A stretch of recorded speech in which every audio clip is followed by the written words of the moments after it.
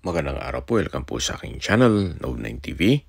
Patalasasan po, meron po ba kayong mga properties na napapabayaan or non-performing assets? Plan nyo ibenta, pero wala kayong oras pagbibenta nito. Kung ito'y pagkakatiwala nyo po sa amin, tawag lang po kayo sa aking numero, usap po tayo, gawin ko po ng video for free. Yes, libre po, wala po kayong babayaran.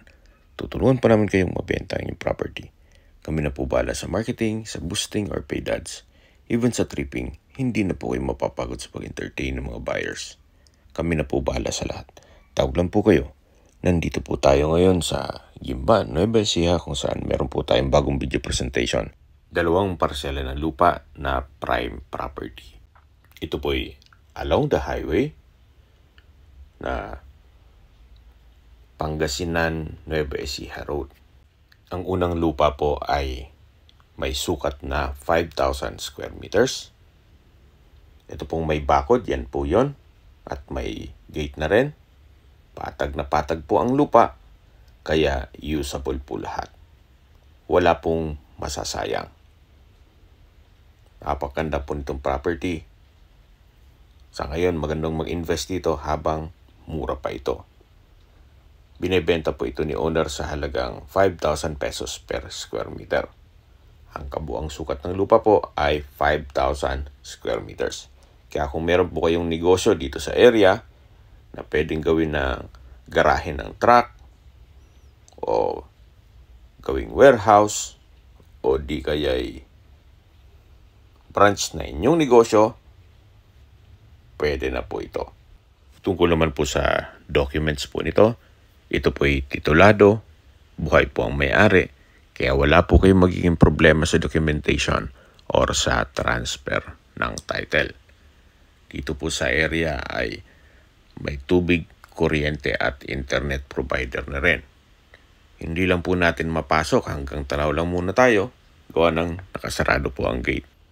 So mula po dito hanggang sa dulo ay patag na patag po yan. Hindi nyo na po kailangang magtambak. Okay, habang pinagmamasdan niyo po ito, pag-usapan na natin ang distance, location at travel time. Mula po sa TPLX, Pura exit, ang distance is 20 kilometers at ang travel time is 28 minutes. Mula naman po sa bayan mismo ng Gimba, Nueva Ecija, ang distance is 2.4 kilometers at ang travel time is 4 minutes. Mula naman po sa Gimba General Hospital, ang distance is 3.4 kilometers at ang travel time is 7 minutes. Yan po yung lagi kong binabanggit sa inyo na dapat yung i-consider sa paghanap ng property, yung meron pong malapit na hospital. Hindi ko naman po sinasabing sakitin kayo, yan naman po for emergency purpose lang naman. At mula naman po sa Baguio, ang distance is 112 kilometers at ang travel time is 2 hours and 12 minutes. Mula naman po sa Cabanatuan City, ang distance is 36.6 kilometers at ang travel time is 52 minutes. Kung manggagaling naman po sa Clark International Airport, ang distance is 73 kilometers at ang travel time is 1 hour and 12 minutes. Mula naman po sa Manila, ang distance is 145 kilometers at ang travel time is 2 hours and 13 minutes. Ito po yung frontage nitong first lot na may lot area na 5,000 square meters at napakahaba po ng frontage nito. May bakod na po yan hanggang dun sa may poste. Ang presyo po nito ay 5,000 pesos per square meter. Gaya po ng nasabi ko sa inyo kanina na mas magandang mag-invest sa mga ganitong location na hindi pa ganun ka-develop. Kung medyo busy pa naman kayo sa inyong trabaho, pwede naman po kayong mag-land banking muna. Mas malaki po ang kita sa real estate business kaysa natutulog ang pera nyo sa bangko.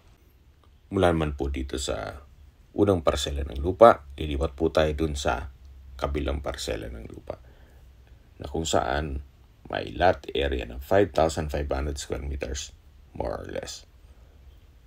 So, mga ilang kilometro lang naman po yon mula po dito sa first lot. Samahan niyo po ako, lipat po tayo. So nandito na po tayo sa kabilang parsela ng lupa. Napaganda din po ng lokasyon. Wala lang itong bakod pero patag na batag naman po. May lot area po ito na 5,564 square meters to be exact. Ito po ay titulado, buhay po ang may-ari, kaya wala po kayong magiging problema sa documentation or sa transfer ng title. May access na rin po dito ng tubig, kuryente at internet provider. Mula po dun sa first lot, ulitin ko po, mga ilang kilometro lang po ang pagitan. Tungkol naman po sa distance, location at travel time, nabanggit ko na po yan kanina. Paki-review na lang po. So, sa ngayon po, hindi nyo masyadong ma-appreciate ito gawa ng hindi pa siya ganun kalinis.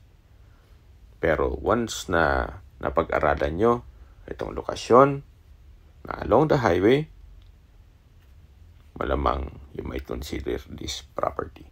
Kung may mga katanungan po kayo or gusto magpasat ng tripping dito sa property to, tawag lang po kayo sa aking numero. At sa mga kababayan naman natin nasa ibang bansa, meron po akong Telegram. Sa mga iPhone user man may iMessage. Meron din pong Imo, Skype, Viber at WhatsApp.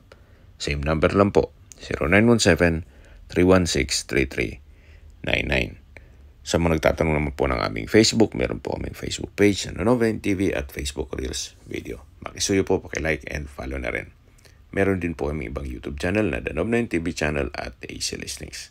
Sana po naibigyan yung aming video presentation. Pakilike and subscribe na po sa aking channel para ma-update din po kayo sa aking future listings. Kung sakali po hanap niyo yung mas malaking sukat ng lupa, meron din po kami ibang listings na pwede niyong pagpilian. Huwag po kayong mag-atubiling tumawag sa amin, then let us know your budget para malaman namin kung anong property pwede namin i-alok sa inyo. Sa lahat pong viewer, subscriber at nagtiwala po sa amin, salamat po sa suporta. Ingat po kayo lagi at yung pamilya. Maraming salamat po.